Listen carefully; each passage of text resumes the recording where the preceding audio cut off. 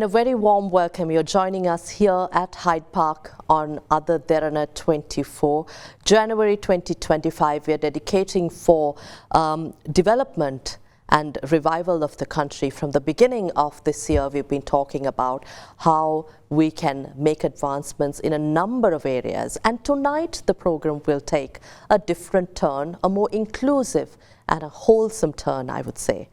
We are going to talk about the application of mindfulness. Of course, this is not going to be about meditation or about how you're going to practice mindfulness, but how we're going to apply mindfulness in today's busy world, in governance, in overcoming challenges faced by countries, individuals, and how we can aspire for a better, more compassionate future among all of us in the world. I've invited to our studios none other than the Co-Abbot, as well as a student and the successor of Bhante Ji, very affectionately known as Bhante Ji, but a Sri Lankan Thera, Bhante Henapula Gunaratana Himi, who is the only Buddhist monk who was recognized by the New York Times, and he founded the Bhavana Society in West Virginia in the United States, and is the first and only meditation center that is recognized by National Geography. And tonight I have with us his successor, Bhante Ethkandawaka Saddhajeewa. A very warm welcome to you, and I most honorably and with much respect welcome you to Hyde Park. Thank you. You're here in Sri Lanka very briefly, Bhante, but during this time you're talking about something very important to our society. Before I go there, I would like to talk a little about Bhante Ji, the beginning of this conversation. Why Bhante Ji's preachings and his way of meditation, mindfulness, aligns with the Buddha's teachings, and why it is so important for today's world. Thank you very much for inviting me to join with you today. So I'm very happy to be here. Very important, something that we can start with our great teacher, Bhante Ji. Bhante Ji is the Buddhist monk from Sri Lanka who left actually in 1955. Already he has more than 55-70 years experience living out of the country. He wrote a book named Mindfulness in Plain English, which is translated into 32 languages around the world.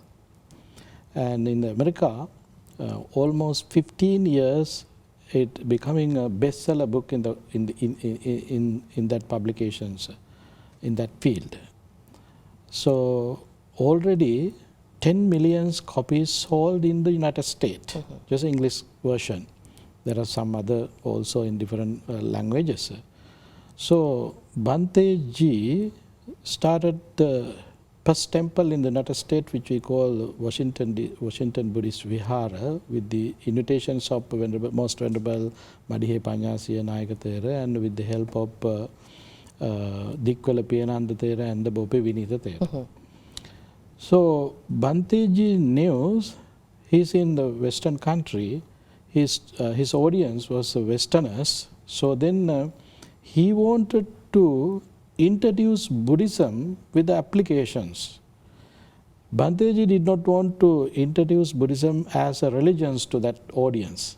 Bhante Ji wanted to introduce them as a applications. So then he started new method there. As you know, around the world there are few traditions. When we are talking about the Buddhism in the world, Ajahn Chah traditions, Goenka traditions, and Thich Nhat Hanh traditions, those traditions are established. Even sometimes those influences are here even in Sri Lanka too. Bhante Ji did not follow any of these traditions. Bhante Ji learned about all these traditions, and then he created his own traditions. Actually, directly we can say it as a Sri Lankan tradition, but Bhante Ji not living in Sri Lanka, therefore no one recognizing that tradition as a Sri Lankan tradition. But very important thing, Bhanteji always connecting with the original discourses of the Buddha, mainly following Sutta Pitaka. Bhanteji created these own applications to introduce the Buddha's teachings to the world, particularly English speakers. So then Bhanteji became a very special teacher and also a special leader, spiritual leader to the world. Around the world, there are people who are following the teachings of the Buddha, and through Bhanteji, because they, without knowing, sometimes Bhanteji had become a teacher of them, because they, I mean, as you know, sometimes they don't have facilities to directly connect in with the suttas and other Tripitaka explanations. But through Bhanteji's teaching, they got to know about the Buddhism. Therefore, Bhanteji is icon. He is the Theravadian traditions leading monk around the world. No one, I mean, I can remember in 2012, Wisdom magazine was talking about the world Buddhist leaders. So then they recognized three of them there, Dalai Lama, Thich Nhat Hanh and Bhanteji, as a living wisdom. Their name as a living wisdom.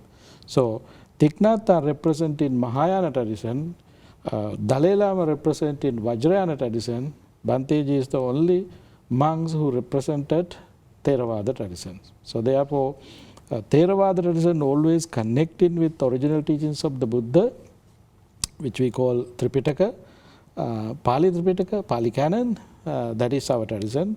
So that's happened in 2012. And after that, in 2017, as I remember, another magazine, Tricycle magazine, they were talking about 4 leaders in the world, Buddhist, from Buddhist community. They were adding Bhikkhu Bodhi. Bhikkhu Bodhi is he's an American monk. He's from America. He's living in America. He ordained in here in Sri Lanka, but he's a world-recognized monk. So then they were talking about these 4 monks are really touching the heart of the people through the teachings of the Buddha. And they recognize in Tricycle magazine. Even today, I mean, there are so many magazines around the world related to the spiritual developments. They're talking about Bhanteji's studies. And sometimes social medias we can see. There are a lot of people who never met Bhanteji, but through the books, they had been known about Bhanteji's teachings. So they're talking about Bhanteji's explanations and Bhanteji's teachings and guidance regarding their spiritual growth. I think I have much to talk to you about today's world and how we can overcome, especially with mindfulness. But I just want to clarify before we move forward, Bhante, you have a number of politicians and diplomats from the United States itself joining the Bhavana Society. You don't like to call it the meditation center, I understand. Yes. The Bhavana Society. Yeah, so how does this secular meditation happen? Yeah, our center named as a Bhavana Society.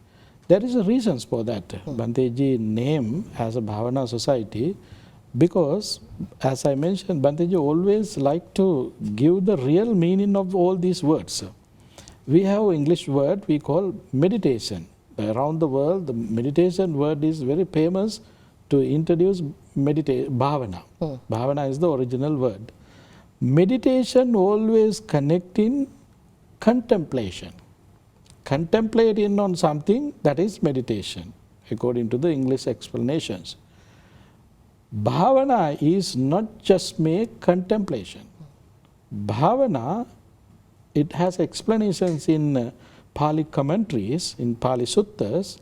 Bhaveti etayati bhavana. Seeing your thoughts, which is arising in your mind, recognizing wholesome thoughts and unwholesome thoughts' roots, paying attention to control your unwholesome thoughts and paying attention to develop your energy to increase your wholesome thoughts. That is meditation.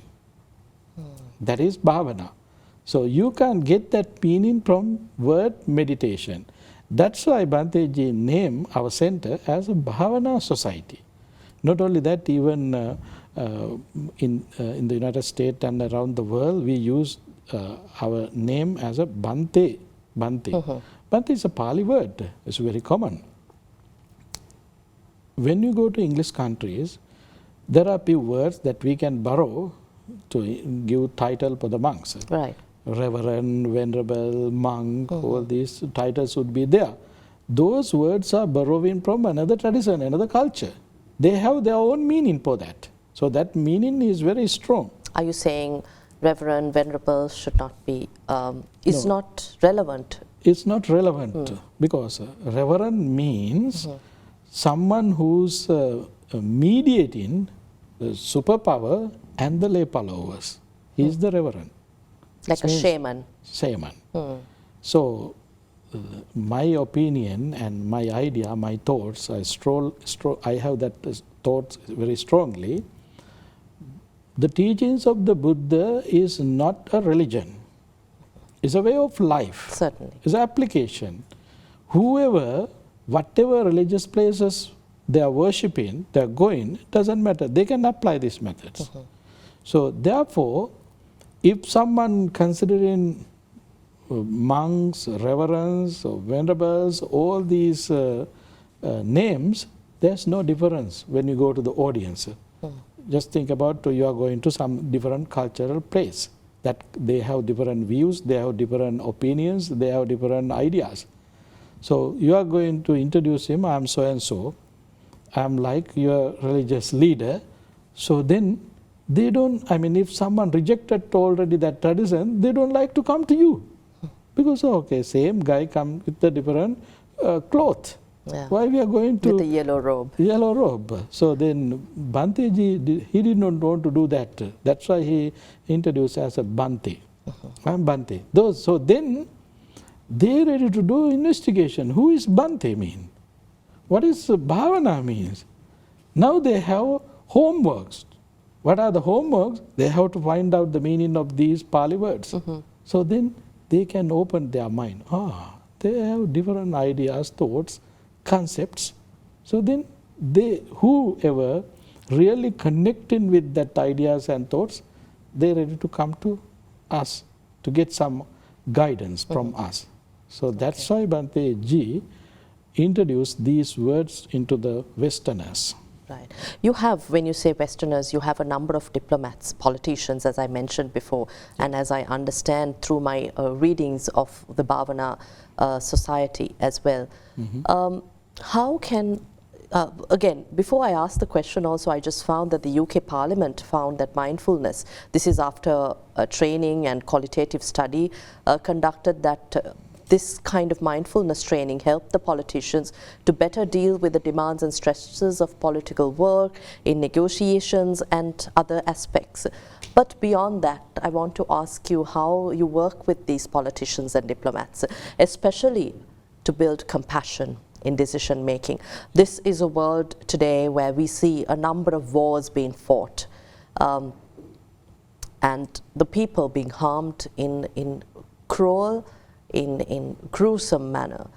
But how can world leaders really inculcate mindfulness in a way to have compassion when they lead and to guide the people that they are working for? Yeah, that is, very good things that we have to discuss. First, I would like to start with the people who are coming to the meditation center, Bhavana Society. We have different kind of audience. Politicians, sometimes the CEOs in the companies, presidents, chairmen, all these audience are there. They normally come into us to get some spiritual development, spiritual guidance. Whoever enter into the Bhavana Society, we don't care whoever come into us. We are not checking, we are not asking who are you. They all are students because they are joining with us, respecting us as a teacher. We are respecting them as our students. So then with compassionate mind, we are ready to share our knowledge, experience with them. They also ready to join with us with the open mind. So therefore, whoever come in, we don't care them. Very important things, as according to my experience, there were so many well-recognized people who are visiting us, and then at the end of our teachings, sometimes they are giving us their business card and telling us, okay, Bhante, I'm so and so, if there is anything, just let me know. That's the time that we can recognize them who are them. Otherwise, we don't care. Very important things, addressing leaders, political leaders and the social leaders is very important. Leaders are very important. Leaders are important because there are so many followers who are ready to follow that leadership. So leadership is not something that you can develop through your education. There are so many educators who are holding 2-3 PhDs or other degrees. There are. But you can't be a leader with that education qualification. Education qualifications are showing your how much information that you are holding. You have a PhD means you have some papers to prove about your information that you have already gained. Information for what? As a leader, you have to be a creator. You have to be a compassionate one. You have to be a loving friendliness person. Sympathetic joy, equanimity. These qualities are very important. When we do chanting to respect the Buddha, we use that Itipiso Bhagava Arahan Samma Sambuddha, all these Pali words. But normally we don't focus about the qualities of the Buddha. All these are leading qualities. As a leader, what kind of qualities there should be? That person increase himself. All the qualities are there. The first one, Arahan, become a worthy person as a leader. You should be a worthy person, respectable person. How you can be worthy, respectable person?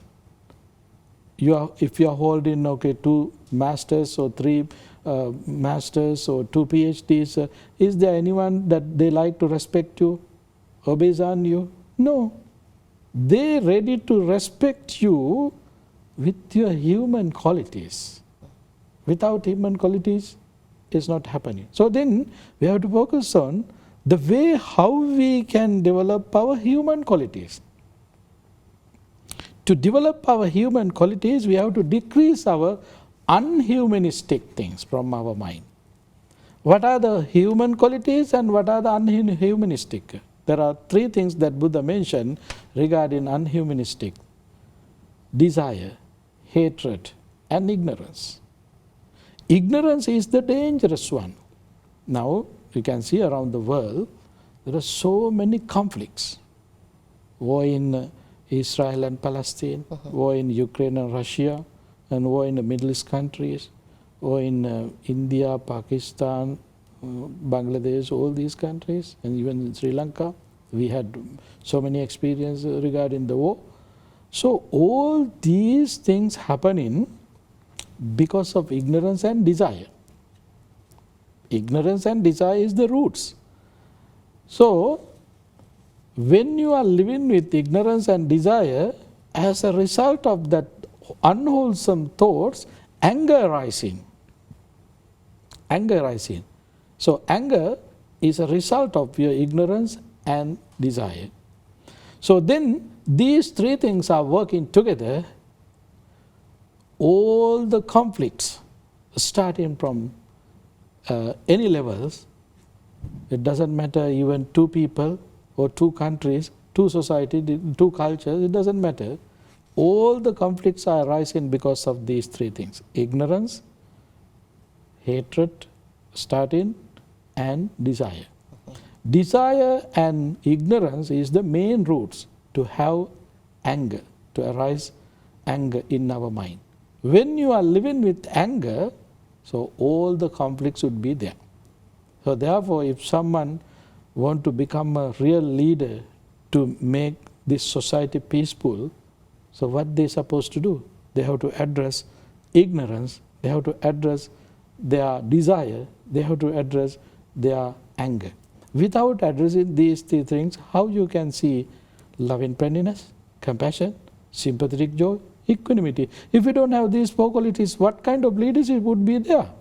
Bhante, the Sri Lankan society went through a number of challenges even in recent past, not just because of the economic crisis, but prior to that, a prolonged period of lockdown. Of course, that was not just singular to Sri Lanka. The entire world suffered because of the COVID pandemic. But prior to that, the Easter Sunday attacks. And maybe a decade ago, before the war ended, 3 decades of war, insurgencies in the country. But we've seen that the hatred that you speak of sparks here and there. And we've seen how the society can be instigated and violence spreads across the country. When this country is known as a Buddhist country, the Constitution names this country as a Buddhist country. Are you proud of that? No, it is also un-Buddhistic.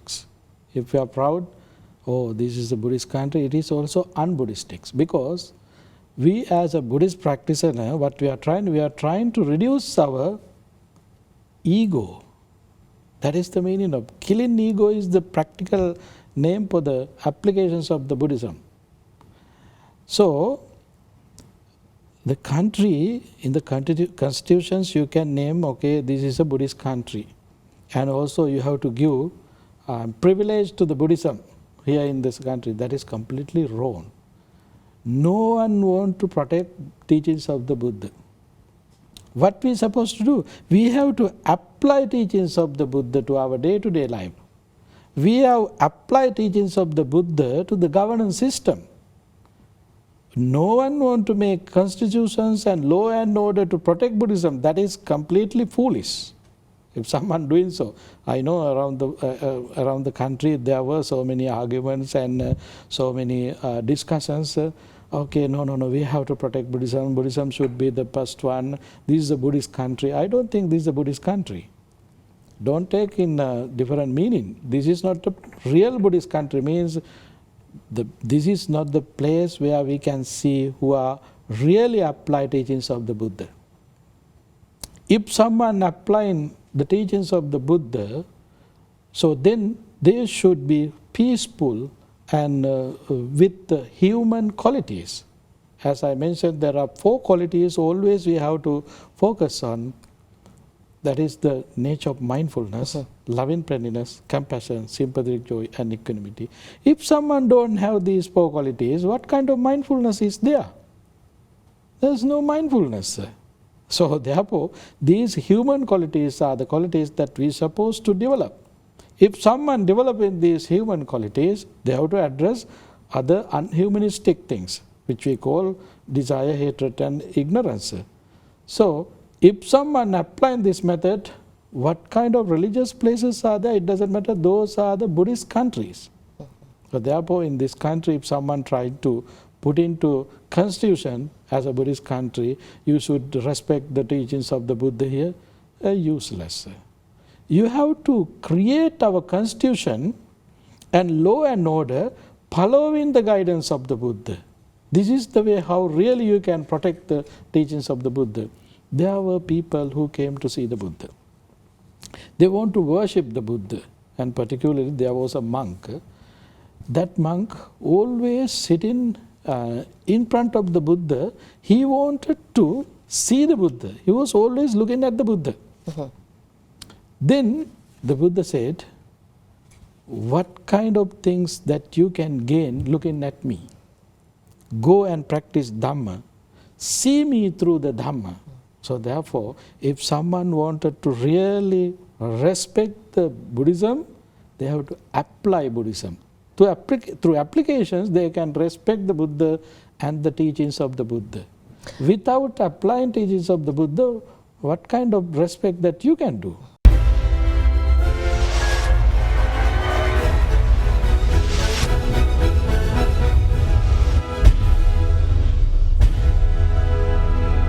I want to talk about Clean Sri Lanka, a project that the new government has undertaken to bring about more cleaner, more greener society.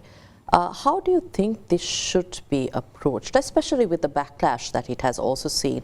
And this is also at a time when the people brought in a new government to overcome the sufferings and the challenges of the past, hoping for a better tomorrow. Yes, we can see what is the meaning of clean. It is not regarding the outside clean. You have to see your mind, whether it is clean or not. If you are living with all the defilements, 5 hindrances, tendencies, all these unwholesome roots driving us into wrong directions, that is the nature. These are universal truth. These are not, you're not supposed to accept these things as a Buddhist teachings. These are universal truth. You know, the Buddha delivered a sermon named Loka Dhammata, nature of the universe. In Loka Dhammata Sutta, that Buddha said, whether Tathagata appears in this world or not, this Dhamma will exist. This is very important. None of religious leaders was not able to tell this kind of a statement. Only the Buddha, because he is not a religious teacher. The Buddha said, whether Tathagata appears in this world or not, the Dhamma will exist. So, Dhamma means seeing the nature, the reality. So, reality is, as we know, there are 3 categories: impermanence, suffering and selflessness. So, this is the nature. So, in this nature, we are not able to see impermanence. Why? We are blind. Why we are blind? Full of ignorance. We are living with ignorance. So, without cleaning your mind with this ignorance, desire, hatred, what kind of development you can do? It's not happening. In practical level, this is the very good example that you can to apply. There are people in the society blaming to the country. So this is a dirty country, people are dirty. When you go to office to do some works, it's not happening, there are so many issues. That is true. Even myself, I have been going through all these experiences, bad experiences. Why the people are not open their mind? Because they are blind. They are blind. Those kind of people are the people who are trying to create constitution. You should apply Buddhism and you should respect the Buddhism. You should, this should be a Buddhist country. These kind of applications suggested by those kind of people who are not applying. They are trying to do something just using the papers, putting into the papers. So whether Sri Lanka protects Buddhism through the constitution or not, as you said, the Buddha preached, the Dhamma will continue as the universal truth and will exist. Hamdurune, to add to that also, I want to ask you, you mentioned about governance and bring Buddhist practices or mindfulness, if we keep the religion aside, because we can talk about mindfulness as you preach. But how can this governance structure enrich with mindfulness, mindful officers, leaders, politicians, and a system that is built through compassion, more awareness, doing away with the ignorance that you said is something that brings down society, and also to enrich people to overcome all these sufferings that our people have seen? That is very good. I would like to start with what does mean mindfulness. I mean, around the world, people think mindfulness, mindful walking, mindful eating, mindful dishes. These words are very famous. Sometimes you can hear in the airports and also in the train stations, be mindful to take your belongings. They're making that announcement. Mindful word is very famous, but that meaning and Buddhist meaning is too different. Buddhism does not want to encourage people just to be aware. Just to be aware is completely mundane. It's not supra-mundane level. Mindfulness is very important, which is connecting with wisdom. For example, just think about you in your neighborhood. There's a person who is very supportive, always helping others. He's very compassionate, he's very gentle, humble, obedient, all the qualities are there, but he is stealing. He is involved with some kind of corruptions. He is not doing his job in right way. He is taking bribes from others when someone come into his. But in generally, he is very compassionate. He is very kind. He is not, as a person who is not blaming in his neighborhood.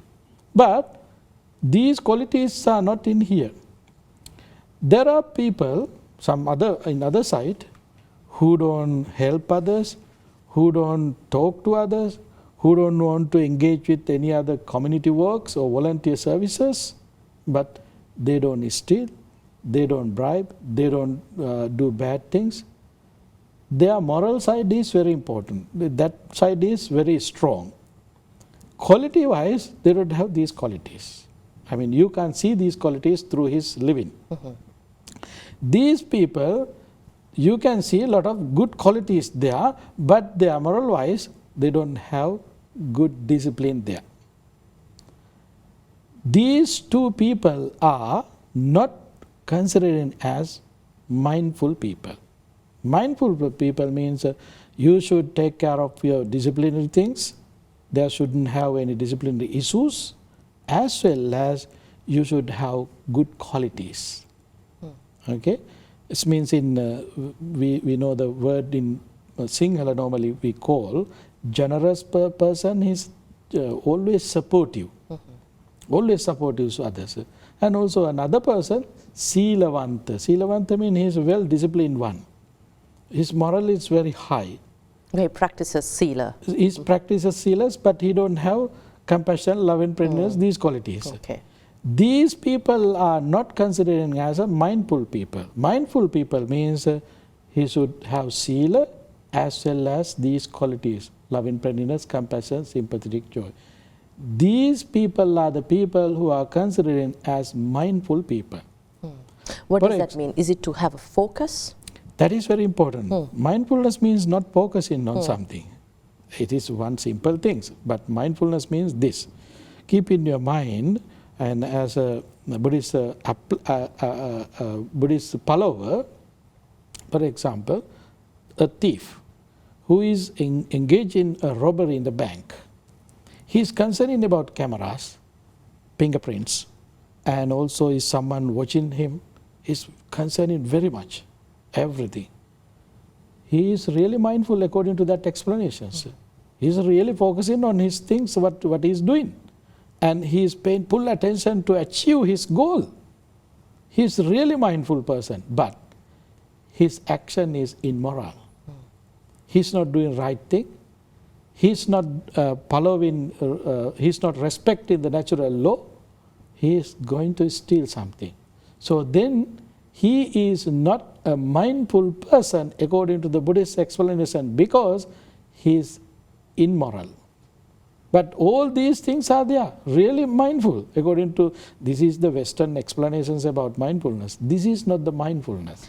So let me rephrase my question, Bhante. How do we, as leaders, expect our leaders to really have a moral ethics, discipline, and together mindfulness in today's society, especially for Sri Lanka? Yeah, whoever wanted to become a good leader, that person should develop their spirituality. Without developing a spirituality, it is not easy to be a good, real leader. Good leader doesn't have, weak thoughts. Weak thoughts very important. What do you mean by weak thoughts? If you may thoughts clarify. Means desire, hatred, ignorance. These are the roots of weak thoughts. If someone, just think about, as a leader, you have to make decisions, quick decisions sometimes.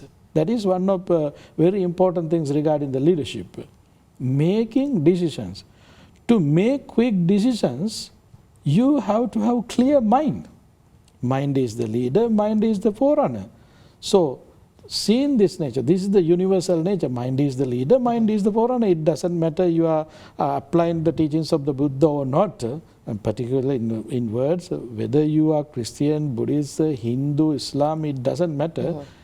Mind is the leader, mind is the forerunner. This is a universal nature.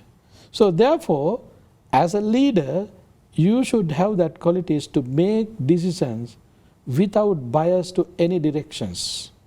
This is very important as a leader. So then how you can do that? You have to develop your spirituality. To develop your spirituality, there are 3 applications. Meditation is one technique. Practicing generosity is another technique. Observing precepts is another technique. We have wrong understanding about observing precepts. Around the world, people think observing 5 precepts, traditional Buddhist people, they think observing 5 precepts, observing 8 precepts, observing monastic precepts, all these are the precepts they know. But they don't know the purpose of these precepts. There are people who don't like to observe precepts because they don't know the meaning of that precepts. It means, as you know, Panatipata, everybody knows the abstaining from killing, abstaining from stealing, everybody knows that. That is not the meaning. Purpose of all these precepts. Why the Buddha introduced these precepts to his audience? This is very important. The Buddha introduced all these precepts to increase inner peace in his audience, to live without fear and doubt.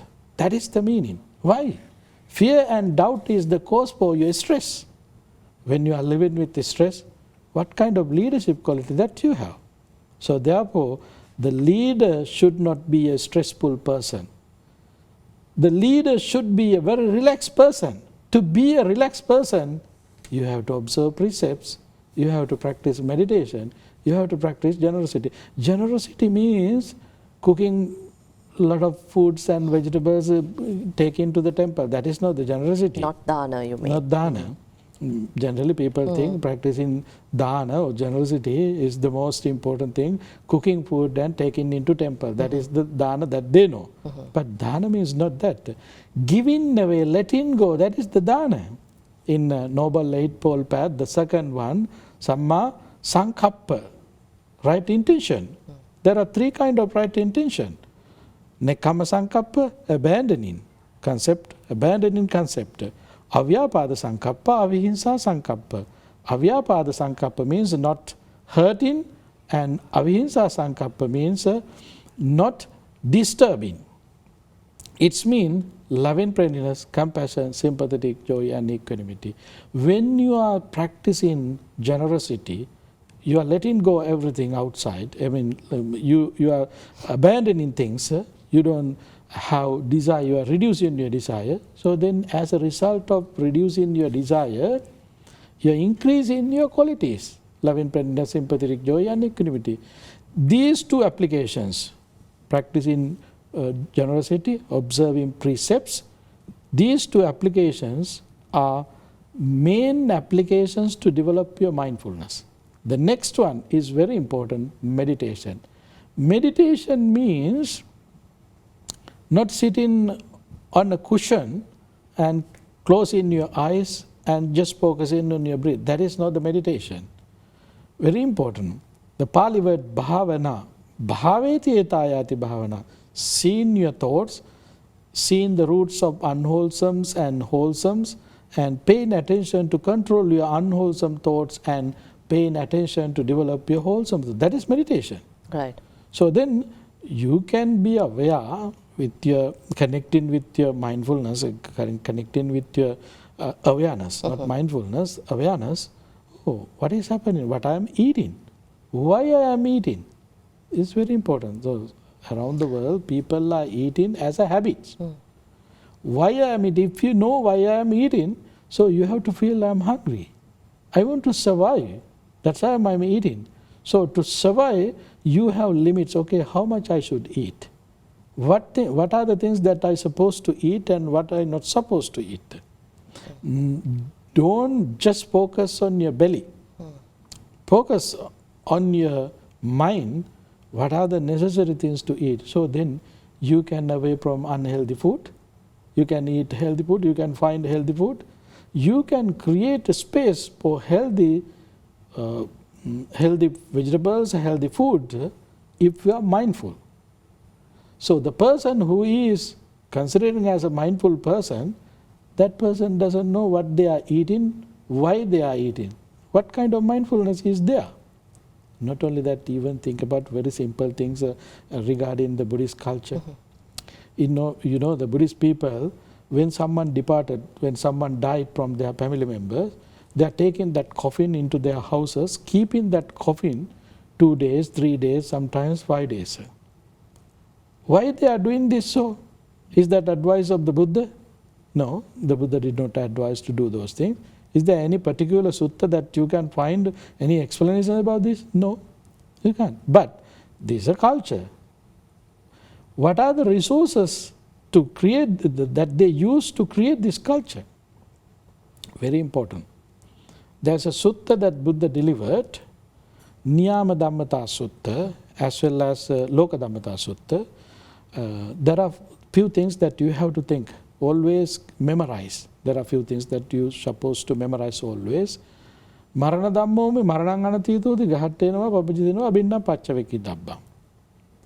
The person who is here now, he died, he's departed. He was with us, walking with us, talking with us, joining with a few gatherings and so many activities, but today he had become a useless log. His body now is a useless log. You can't use any of these body parts for anything. This is the nature. I'm here now, I'm alive in this moment, but I don't know in next moment. This might be come to me. So this is the nature, the reality of my body, the life. So therefore, what I should do, taking this as an example, taking this as a lessons, I have to pay attention to develop my spirituality. I have to pay attention to develop my wholesomeness. I have to pay attention to do many wholesome activities. So that is the message that we are supposed to take from that place, that moment. Not celebrate the person that has passed, but to look within and to be aware of what's coming. This is the real mindfulness. If you are not able to see this reality, what kind of mindfulness that you can develop? Another things about the clean Sri Lanka or to clean the country, when you go to office to do some office works, what are the main things that you are focusing on? Is there someone who knows you? That is the main thing that you are concerning before go to that office. And you're ready to make phone calls to your friends and other fellows. Hey, do you know someone in that office? Hey, do you know someone in that office? You're making so many calls. Why? Why? You have idea and thoughts, okay, to do these works that as I wish, I need some supports. But what is for that office? That office is there to do that job in proper way. But you are ready to go there with all the information that they need. And additionally, you want to contact someone who knows there. Or you want to bribe someone there. Why is this happening? Because they are not mindful. Okay, the person who is coming to me, he is my customer, so I'm there to do a service for that person. I'm not there to stop his works. Yeah, if there is unwholesome things, yes, I have power and authority to control him. But I'm there to support the people who are coming. You don't have that mentality. Why you don't have that mentality? You are not mindful. You mentioned about how a leader should be unbiased. But in this world of politics, where you work for your political party to advance the interests of your political party and to compete with the rest of your political parties to gain power, the desire for power, we're talking about all this. And the third aspect is diplomatic relations with the rest of the world. For a country like Sri Lanka, to have tourism, to bring in tourism. We have a lot of protests sometimes in the country saying, no, you can't do that because this is a Buddhist country. You can't bring this kind of entertainment to the country because this is a Buddhist country. How do we approach these aspects? This is my last question to you. Yeah, the people who are here, if they know the teachings of the Buddha, those things are not matter for them. We are created matters because with that structure, living in that box without opening, you should come in out the box. You have to open your mind to see what is the teachings of the Buddha. There is no restrictions for any kind of these methods. All these are labels. You don't want to depend on labels. And practicing teachings of the Buddha means it is your personal things. It is your personal things. Mainly you have to know what is sila, what is dana, what is bhavana. Seeing these things, you are paying full attention to develop those things. Sorry to interrupt. How about for non-Buddhists? Because we have a number of viewers. It doesn't matter. Then personally in my community, I don't care what kind of religions that they belong, what kind of faith that they follow. We don't care. Whoever come in us, we are taking them as a human beings. So then whatever thoughts that they have, we ready to help them to recognize wholesome and unwholesome. There is a sutta, Ambalattika Rahulovada Sutta. In Ambalattika Rahulovada Sutta explain very important things regarding to recognize wholesome and unwholesomeness. If there is something harmful to you, it is unwholesome. If there is something to harmful others, it is unwholesome. If there is something harmful to both you and others, it is unwholesome. So, very simple formula. Each and everything, you can do that. There is a very important thing. During the Buddha's time, there was a lady who attained first level of sainthood, which we call Sotapanna. That lady already attained. Who married to a jungle man who is killing animals. The jungle man who is killing animals. Every day morning, when he is getting ready to go to his works, the lady always cleaning his bows, arrows and everything, and preparing lunch for him, preparing water for him, or everything. I mean, she is supporting to her husband. This is duties of wife who is living in the house without engaging with any other activities. That is her responsibility. But she already attained enlightenment in Sotapanna, first level of extreme entry. The state of mind. State of mind. She does not have any concern to engage with killing. But she was fulfilling her duty and responsibility.